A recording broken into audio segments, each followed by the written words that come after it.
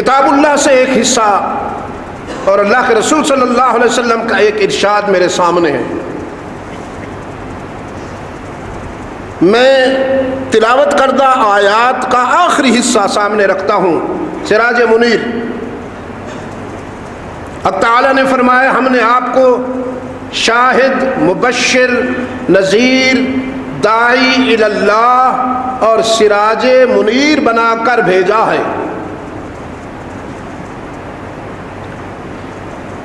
تو شاہد، مبشر، نذیر اور داعی الی اللہ،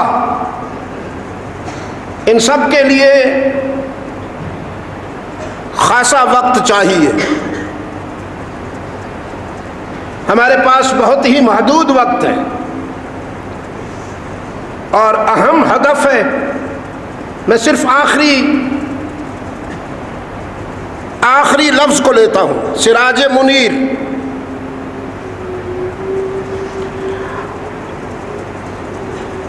اور اسے عنوان دیتا ہوں روشنی کا سفر. اللہ نے جب یہ کائنات بنائی،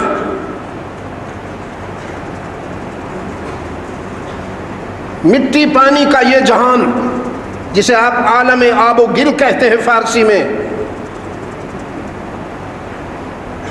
تو اس کے ہر پہلو کو حق تعالی نے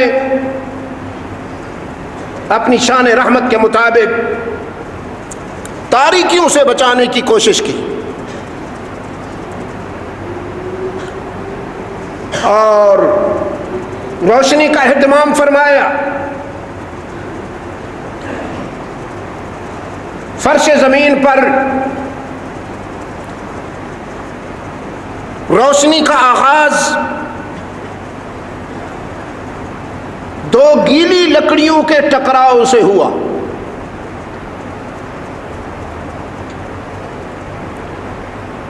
پھر وہ آغاز ترقی کرتا ہوا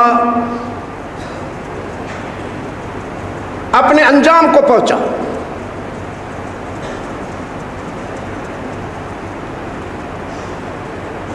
قرآن کریم اس پر متوجہ کرتا ہے.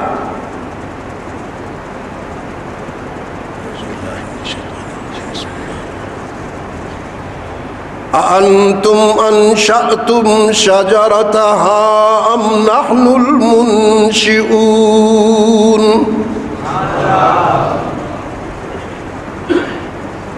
قرآن کریم کا ایک منفرد اسلوب ہے.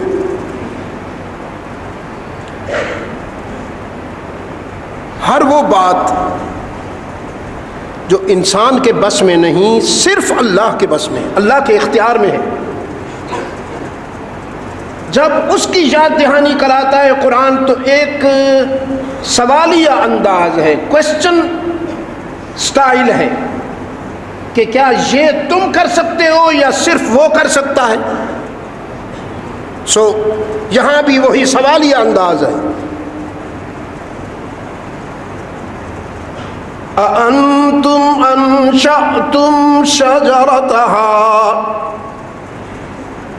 کیا تم نے روشنی کو یا آگ کو ایک درخت سے شروع کیا؟ ام نحن المنشئون، یا ہم نے؟ یہ تمہاری دانش کا نتیجہ ہے، تمہارے عقل کی کار فرمائی ہے، یا ہماری قدرت کا شاہکار ہے؟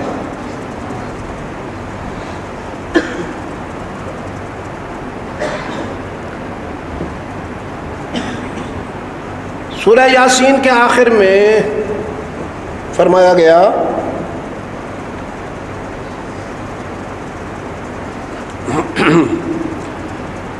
اولم یر الانسان انا خلقناه من نطفہ فاذا هو خصیم مبین وضرب لنا مثلا ونسي خلقه قال من يحيي العظام وهي رميم قل يحييها الذي أنشأها أول مرة وهو بكل خلق عليم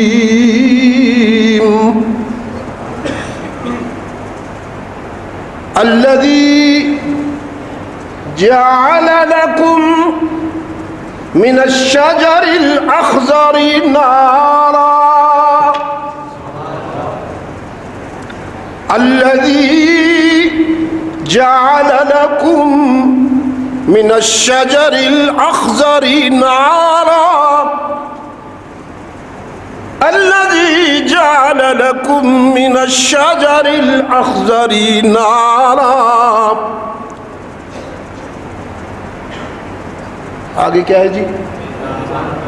اذا انتم منہ توقدون. منہ نہیں ہے منہ. سورہ یاسین تو سب کو آتی ہے.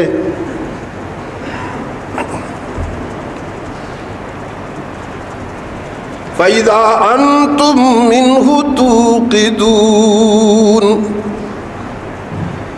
بات ہو رہی تھی حیات بعد الممات کی. حیات بعد الممات. کہ یہ خاک کا پتلا کہتا ہے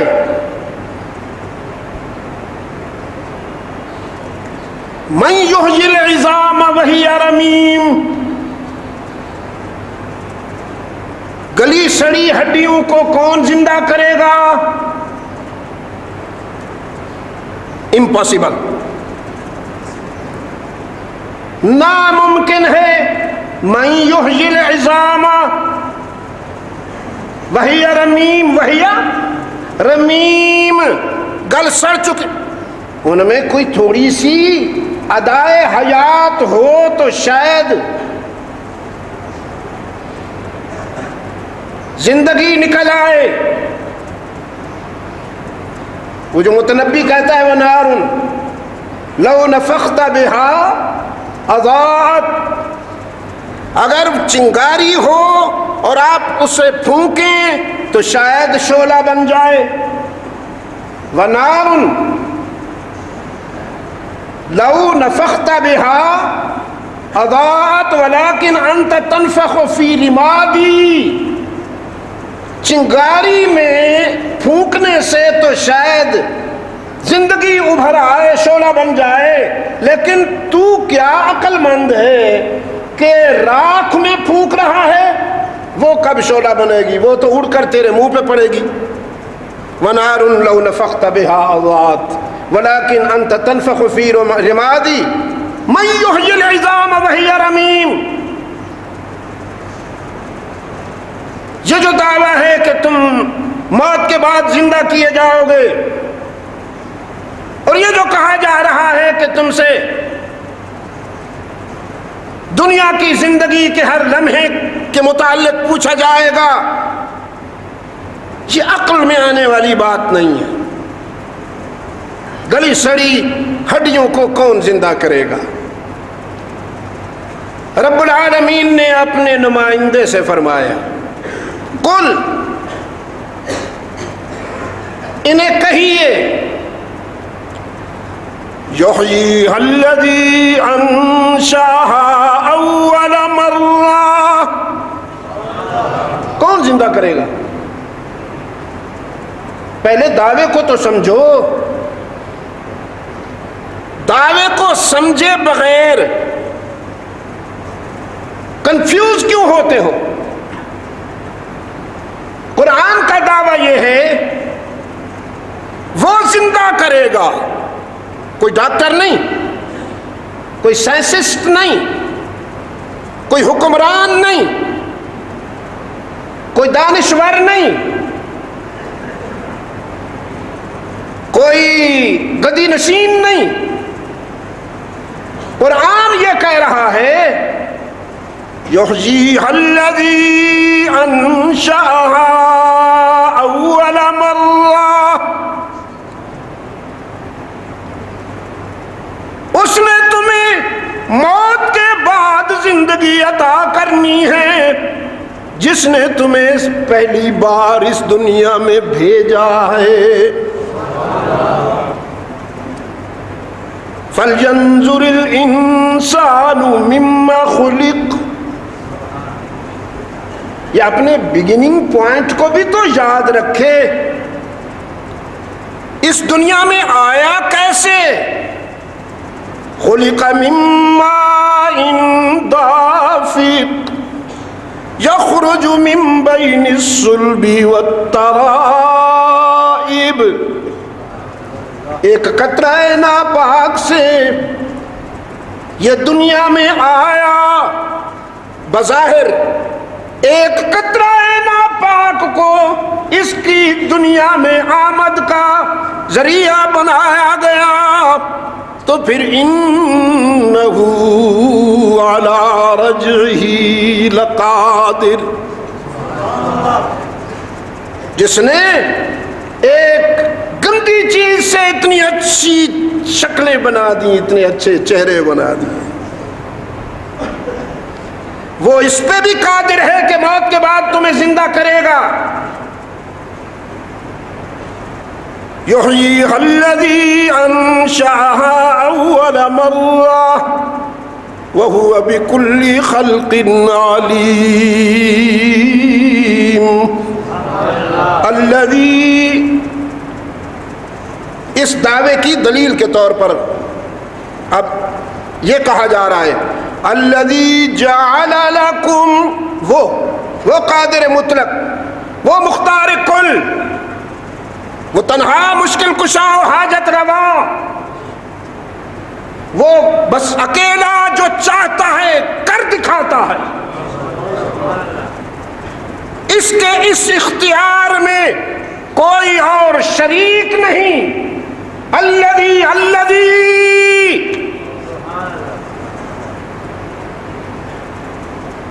اس پر نظر جما کے رکھو گے تو پھر عرصہ حیات میں کامیابی ملے گی، ادھر ادھر دیکھو گے تو پھر ہر جائیوں کو تو ذلت کے سوا کچھ نہیں ملا کرتا، عزت یکجائی کے لیے ہوا کرتی ہے۔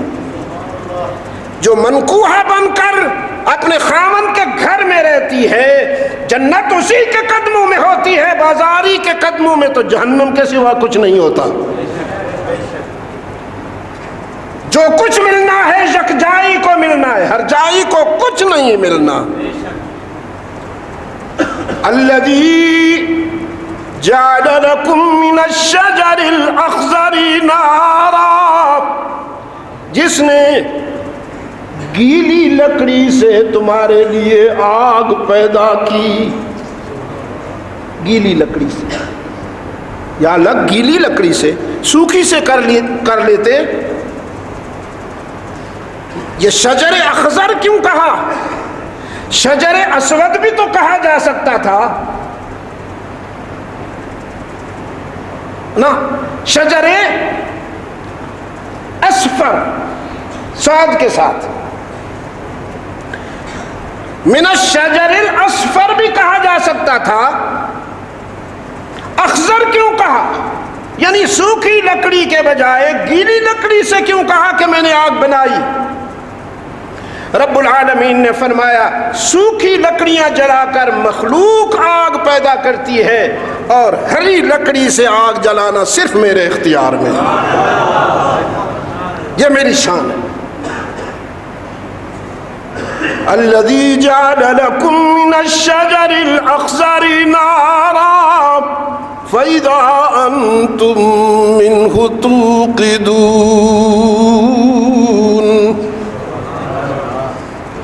یہ فرش زمین پر روشنی کا پہلا قدم تھا، پھر اس کو عقل انسانی نے ترقی دینا شروع کیا۔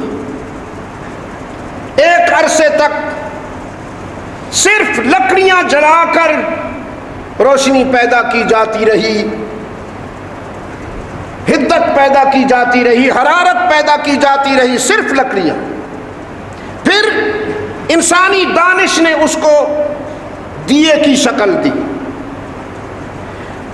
دیے میں لکڑی، وہ اپنا مٹی کے دیے میں تیل ڈالا، ایک کاٹن کی وہ بتی ڈالی، وہ پھر اس سے روشنی حاصل کرتا رہا.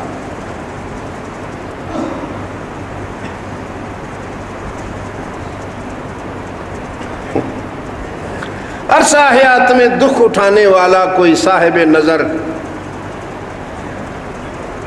اسی طرح کے دیے کے سامنے مطالعہ کر رہا تھا، لکھ رہا تھا. رات جوں جوں گزرتی گئی وہ کاٹن کی بتی جلتی رہی، جلتی رہی، جلتی رہی، تھوڑی سی رہ گئی اور سحر ہو گئی. تو وہ پھر بتی کو دیکھتا ہے، دیے کو دیکھتا ہے اور کہتا ہے اے شمع، تجھ پہ رات یہ بھاری ہے کس طرح، اے شمع تجھ پہ رات یہ بھاری ہے کس طرح، ہم نے تمام عمر گزاری ہے اس طرح. جیسے تو سلگ کر تھوڑی سی رہ گئی ہے اور رات گزرتی جا رہی ہے، تو بھی ختم ہوتی جا رہی ہے، تیری طرح ہم نے بھی سلگ کر اسی طرح زندگی گزاری. ایک طویل عرصہ انسانی تاریخ کا اس سے وابستہ ہے. دیا جلتا رہا. میں ابھی اپنے عزیزوں کو بتا رہا تھا کہ ہم نے جب تعلیم حاصل کی، یہ میرے بچے خاص طور پر سنیں، طلباء عزیز، آپ کو بلب میسر ہیں، ٹیوب لائٹس میسر ہیں، ماشاءاللہ رہائش کے لیے بھی بہت سہولتیں میسر ہیں. ہم نے جب تعلیم حاصل کی تو ہم نے اسی دیے کے سامنے بیٹھ کر مطالعہ کیا، اور ہمارے لیے جو دال بنتی تھی، میں بتا رہا تھا بھی اپنے عزیزوں کو، اس میں دانے کم، پانی زیادہ ہوتے تھے. پانی زیادہ ہوتا تھا. ایک شریر طالب علم نے صورت مسئلہ بنا کر محتمم صاحب کو دیا کہ حل یجوز الاستنجاء بدال دار العلوم. تو میں اس کا وہ تو ترجمہ نہیں کرتا، اس میں تھوڑی سی ترمیم کرتا ہوں کہ دارالعلوم کی دال سے وضو کرنا جائز ہے کہ نہیں ہے. اس طرح کی دالیں کھائیں، شدید موسموں کا سامنا کیا، کہاں کے پنکھے اور کہاں کے ایئر کنڈیشنر، درختوں کے نیچے بیٹھ کر ہم نے مطالعہ کیا، اور لو کی تپش سے بچنے کے لیے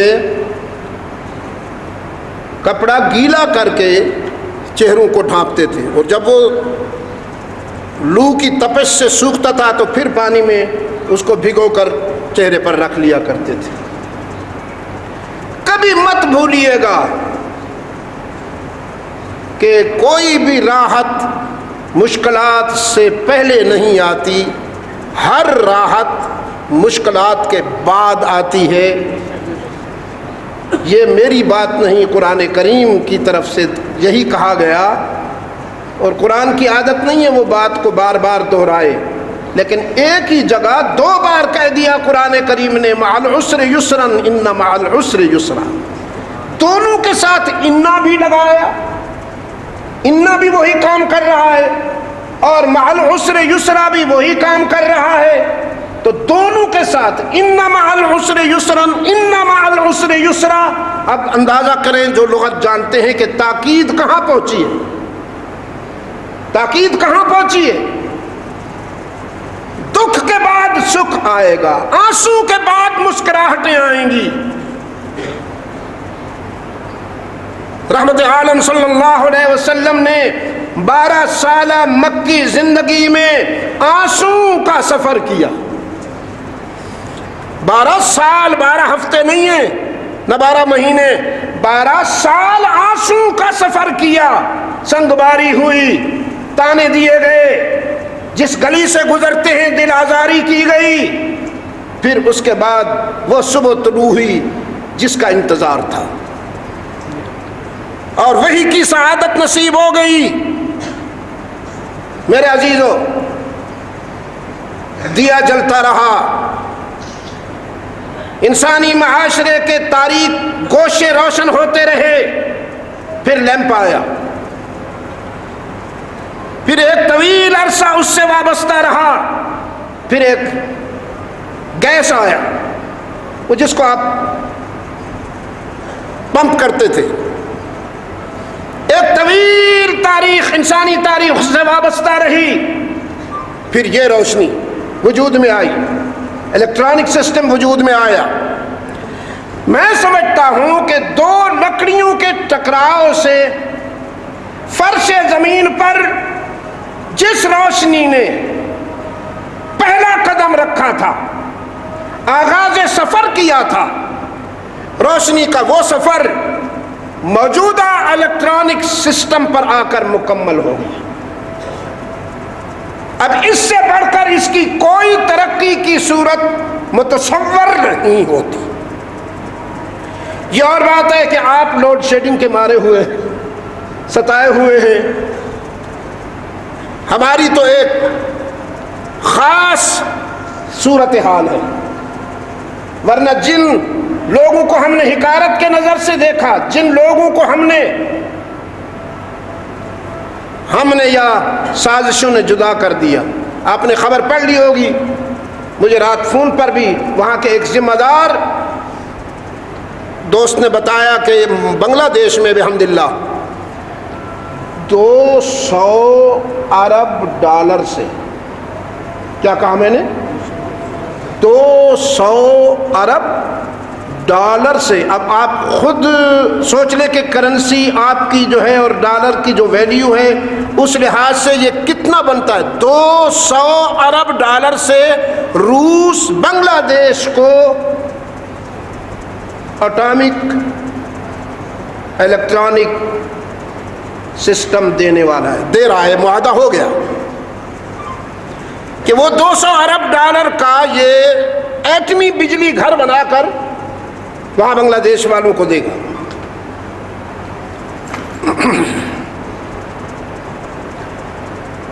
میرے عزیزو، الیکٹرانک سسٹم میں جو روشنی ملتی ہے، آپ جب سعودی عرب جاتے ہیں تو کچھ اندازہ کر لیتے ہیں کہ وہاں کی راتیں دن کو بھی زیادہ روشن، دن سے بھی زیادہ روشن۔ میں نے پورے یورپ میں دیکھا، امریکی ریاستوں میں دیکھا، انسانی انتظام ہے، انسانی سسٹم ہے، کوئی نہ کوئی کمی آ تو جاتی ہے، لیکن ایسا نہیں ہے کہ گھنٹوں تک بجلی چلی جائے۔ دو لکڑیوں کے ٹکراؤ سے شروع ہونے والی روشنی اس سسٹم پر آ کر مکمل ہو گئی۔ یہ فرش زمین پر قدرت کا نظام تھا۔ پھر آسمان کے دامن میں بھی اس نے چراغ جلائے، انسان کی نظر ایک ستارے پر پڑی، پھر دوسرا ستارہ نظر آیا، پھر تیسرا نظر آیا، پھر اور نظر آئے، اور نظر آئے، اور نظر آئے، اور انسان کی آنکھ دیکھتی چلی گئی، تسکین ہوتی گئی نگاہ کی۔ پھر چاند نکل آئے، چاند کو دیکھ کر انسان کی نگاہوں نے اور زیادہ سکون محسوس کیا۔ پھر سورج نکل آیا، اور جب سورج نکل آیا تو سارے ستارے پس منظر میں چلے گئے۔ مختصر کر رہا ہوں، جب سورج نکل آیا تو سارے ستارے پس منظر میں چلے گئے، اوجھل ہو گئے، رہتے تو ہیں لیکن نگاہوں سے اوجھل ہو گئے۔ سورج نے ساری روشنیوں پر اپنی بالادستی دکھا دی،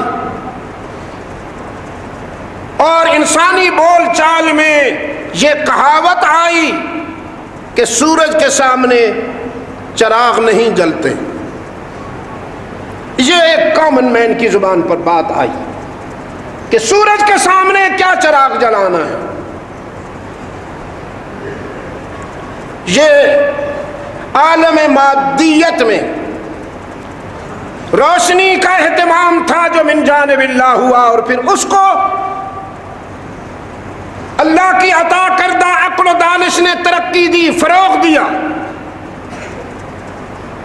وہ بڑا رحیم و کریم ہے جو عالم مادیت میں اندھیرے برداشت نہیں کرتا اور تاریکیوں کے ازالہ کے لیے روشنی کا اہتمام کرتا ہے، وہ عالم روحانیت کو کیسے اندھیروں کے سپرد کرتا ہے۔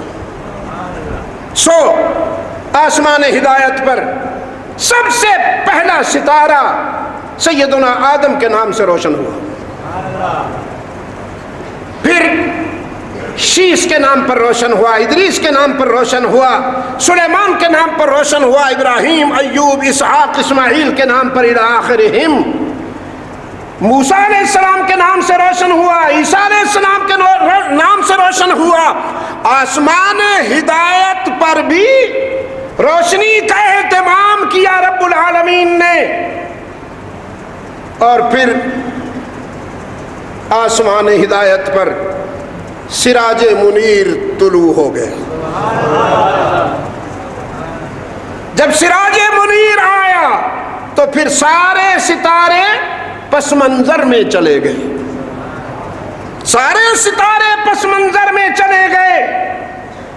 وہ سارے سچے ہیں، ان کی تنویر اپنے اپنے دائرے میں مسلمہ ہے، وہ سارے سچے ہیں، لیکن سراج منیر آیا تو پھر ان کی کارکردگی ختم، وہ پس منظر میں چلے گئے۔ وہ سارے مل کر جو کچھ کر رہے تھے، اتنی روشنی ان سب کے ملنے سے بھی نہیں ہوئی جتنی تنہا اس ایک سراج منیر سے روشنی پھیلی۔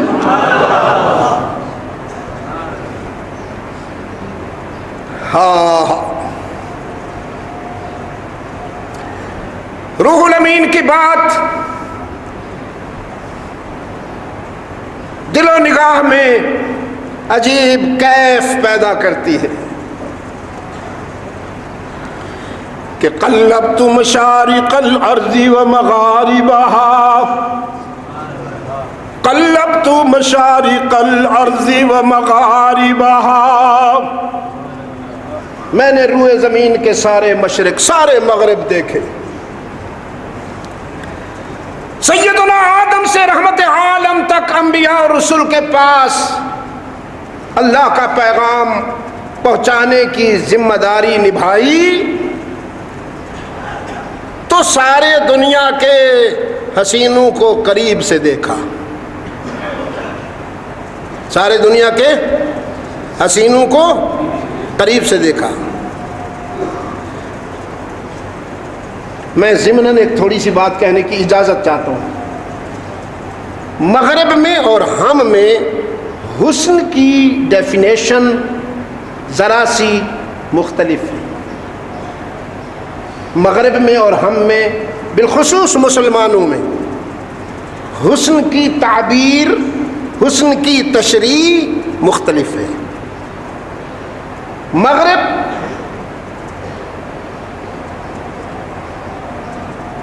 گوبر پر چاندی کے ورق لگا کر اسے حسین کہتا ہے، بدبو اور غلاظت کی بوریوں پر چاندی کے ورق لگا کر انہیں حسین کہتا ہے، بیوٹیفل کہتا ہے۔ اور محمد عربی کی سوچ یہ ہے، رحمت للعالمین کی تعلیم یہ ہے کہ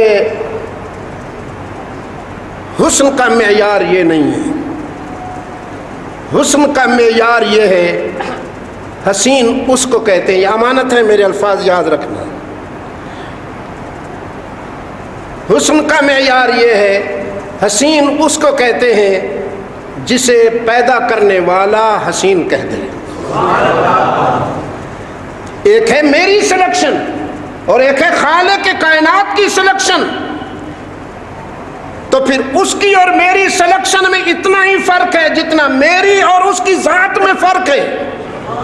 میں کتنا حقیر، وہ کتنا کبیر، میں کون ہوتا ہوں اس کی کی سلیکشن کے مقابلے میں آنے والا، اس کو حسین کہتے ہیں جسے پیدا کرنے والا پسند کر لے، چاہے وہ دیکھنے میں بلال حبشی ہی کیوں نہ ہو، چاہے وہ ظاہری نظروں میں بلال حبشی ہی کیوں نہ ہو، لیکن اللہ نے جب پسند کر لیا تو وہ قابل رشک ٹھہرا۔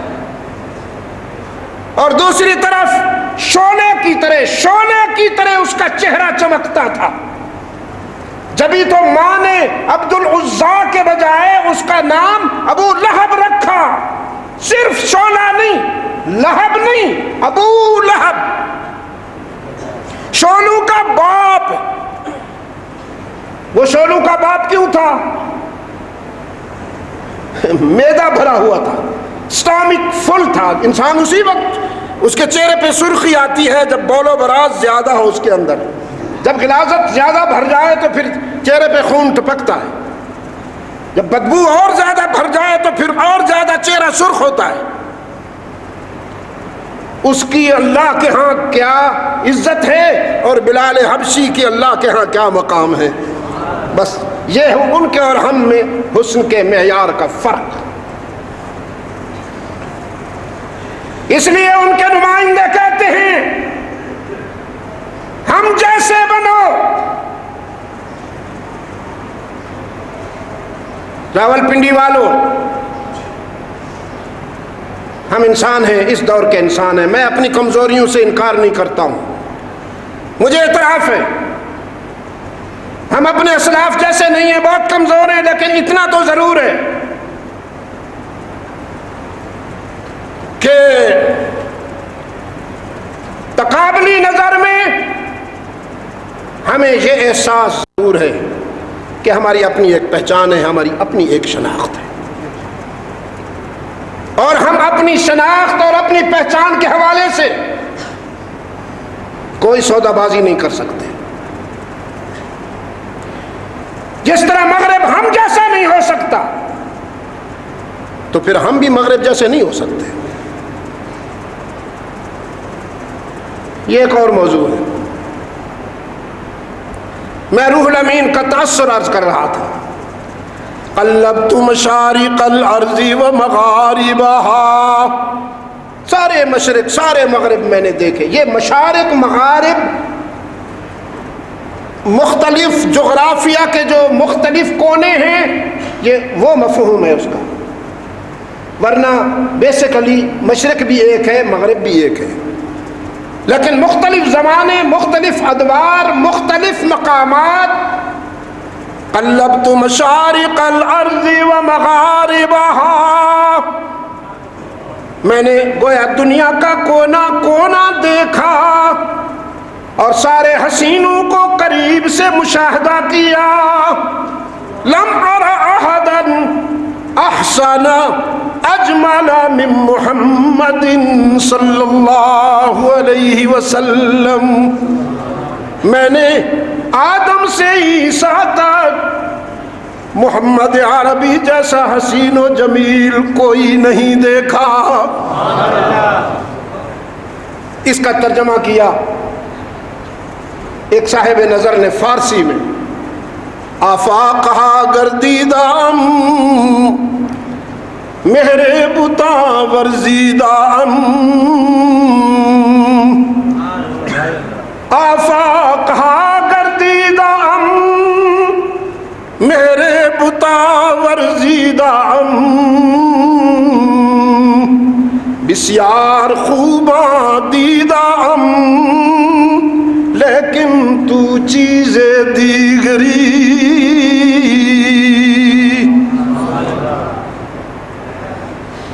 میں نے زمانہ بھر کو دیکھا لیکن تیرے جیسا کوئی نظر نہیں آیا۔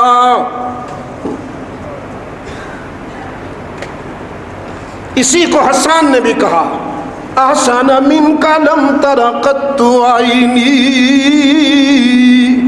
واجمل منک لم تلد النساء، خلقت مبرأ من كل عیب کأنک قد خلقت کما تشاء، تیرے جیسا حسین میری آنکھوں نے نہیں دیکھا، تیرے جیسا جمیل کسی ماں نے نہیں جنا۔ خلقت مبرأ من کل عیب، تیرا پیکر ہر جلی خفی عیب سے پاک ہے۔ کأنک قد خلقت کما تشاء، تجھے دیکھ کر تو یوں لگتا ہے کہ باقی ساری کائنات اللہ نے اپنی مشیت پر بنائی اور تجھے تیری مرضی اور اپنی محبت پر بنایا۔ باقی ساری کائنات کی تخلیق میں اس کی مشیت کام کر رہی ہے اور تیری تخلیق میں اس کی محبت کام کر رہی ہے۔ اللہم صلی علی، اونچی آواز سے، اونچی آواز سے، اونچی آواز سے اس لیے پڑھوا رہا ہوں کہ اس کو یاد رکھو، یہی اصلی درود ہے، اصلی درود ہے۔ اللہم صلی علی محمد وعلی آل محمد کما صلیت علی ابراہیم وعلی آل ابراہیم انک حمید مجید۔ اللہم بارک علی محمد وعلی آل محمد کما بارکت علی ابراہیم وعلی آل ابراہیم انک حمید مجید۔